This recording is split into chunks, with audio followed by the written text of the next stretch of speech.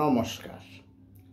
Urmi homeo হলের পক্ষ থেকে আমি ডাক্তার দিবাকর দাস সকলকে জানাই আন্তরিক শুভেচ্ছা। আজকে আমরা অ্যালার্জিক রাইনাইটিস বা হাঁচি তার চিকিৎসা সম্পর্কে জানতে চেষ্টা করব। তার আগে যারা ভিডিওটি দেখছেন তারা না টেনে সম্পূর্ণ দেখুন, এবং যারা এখনও সাবস্ক্রাইব করেন নাই তারা বিভিন্ন রোগের হোমিওপ্যাথিক চিকিৎসা সম্পর্কে জানতে চ্যানেলটি সাবস্ক্রাইব করে লাইক কমেন্টস করুন। অ্যালার্জিক রাইনাইটিস ও তার হোমিওপ্যাথিক চিকিৎসা। এই গ্রীষ্মে আপনি কি প্রায় হাঁচি দিচ্ছেন? আপনার কি নাকে, মুখের ছাদ ও চোখের চুলকানি আছে? আপনি কি নাক থেকে জলস্রাবের কারণে কষ্ট পাচ্ছেন?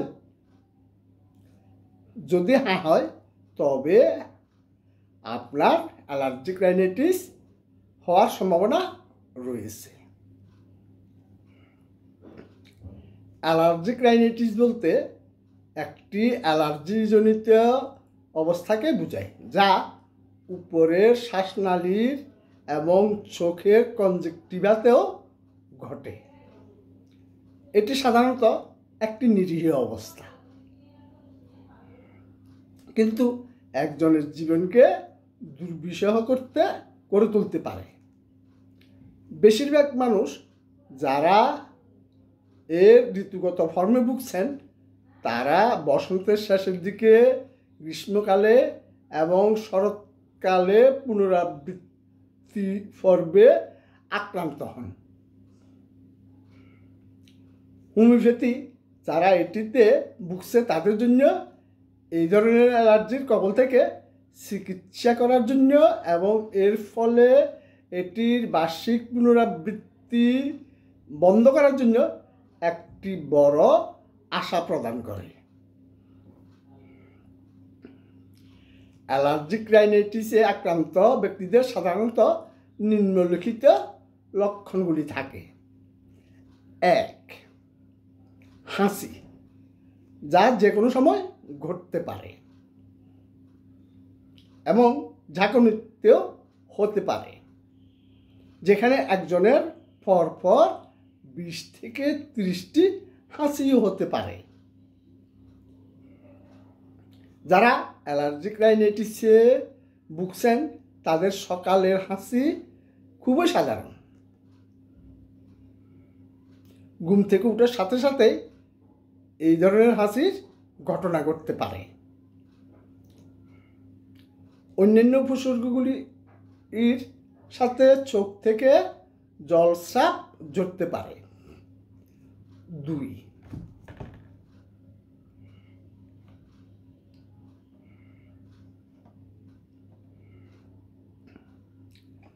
চোখ, কান এবং মুখের তালুতে চুলকানি। চোখ, নাকের ছাদে চুলকানি অ্যালার্জিক রাইনাইটিসের খুব সাধারণ লক্ষণ। বেশিরভাগ রোগী নাক এবং মুখের তালুতে সুড়সুড়ি দেওয়ার সংবেদনের অভিযোগ করেন। 3. আক্রমণ গুরুতর হলে কিছু রোগী এমনকি শ্বাসকষ্ট ভুগতে পারেন। এই ধরনের শ্বাসকষ্ট সাধারণত বসন্তের আবহাওয়ার গম কাটার মৌসুমে লক্ষ্য করা যায়। 4. অ্যালার্জিক রাইনাইটিস এর গুরুতর আক্রমণের সময় কিছু ব্যক্তির মধ্যে জ্বরও থাকতে পারে।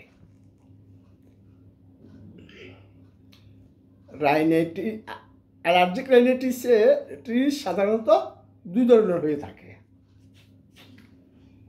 যে ধরনের অ্যালার্জিক রাইনাইটিস শুধুমাত্র একটি নির্দিষ্ট আবহাওয়ায় হতে পারে তাকে সিজনাল অ্যালার্জিক রাইনাইটিস বলে। বসন্তের শেষের দিকে, গ্রীষ্মকাল এবং শরতের শুরুর দিকে যখন আবহাওয়া পরিবর্তন হয় তখন এটি ঘটে। গাছ, ঘাস ও গাছপালার পরাগ বা বায়ুবাহিত শ্বাসের বীজের প্রতি সংবেদনশীলতার কারণে এই ধরনের অ্যালার্জিক রাইনাইটিস ঘটে।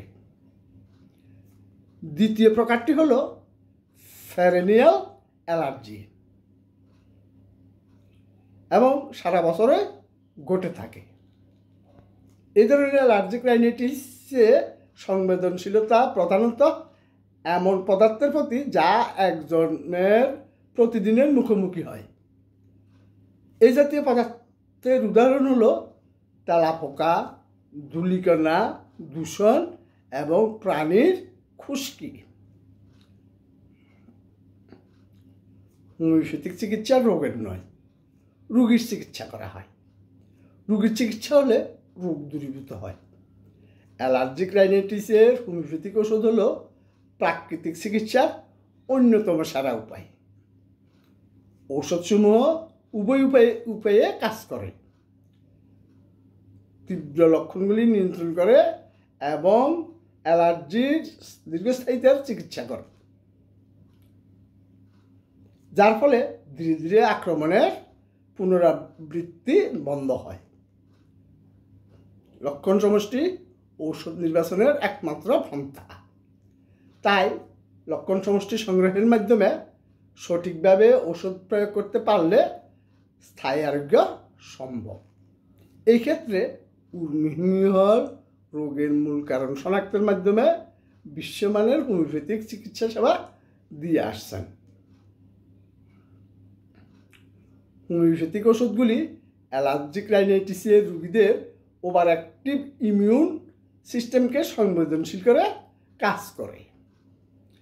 হোমিওপ্যাথিক ওষুধ নেট্রামিউর, সাভাডিলা, এলিয়াম শেফা অ্যালার্জিক রাইনাইটিস চিকিৎসায় হোমিওপ্যাথিক সারণীতে নেতৃত্ব দেয় এবং রোগের তীব্রতা ও দীর্ঘস্থায়ী উভয় প্রকারের চিকিৎসা করতে পারে। এলিয়াম শেফা এবং অ্যারালিয়া রেসিমোসা বসন্তের হাওয়া অ্যালার্জিক রাইনাইটিসের চিকিৎসায় খুবই কার্যকর। ইদানিং হোমিওপ্যাথিতে কিছু ওষুধ চালু করা হয়েছে যেগুলো অ্যালার্জিক রাইনাইটিসের চিকিৎসায় অত্যন্ত কার্যকরী। যেমন সেগুলো হলো গালপ্রিমিয়া গ্লাউসিয়া, হিস্টামিনাম এবং লুপা অপারসুলেটা। আজকে এই পর্যন্তই। ধন্যবাদ।